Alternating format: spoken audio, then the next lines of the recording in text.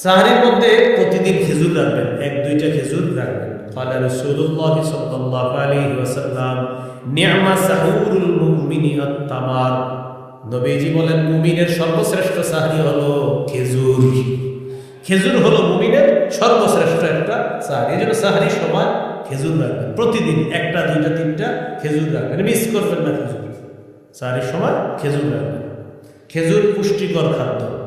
সাহারি দেরি করে করবেন, ইফতারি তাড়াতাড়ি। ক্বালা রাসূলুল্লাহ সাল্লাল্লাহু আলাইহি ওয়াসাল্লাম আজ্জিলুল ইফতার ওয়া আখিরুস সাহুর।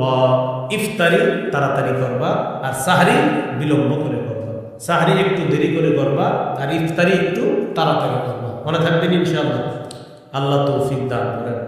তাহলে সাহরি বরকতি খাদ্য, আর সাহরির মধ্যে খেজুর রাখা এটা সবচেয়ে একটা দামি খাদ্য। এই খেজুরটা সাহরির মধ্যে রাখার চেষ্টা করুন। আল্লাহ তৌফিক দান করেন।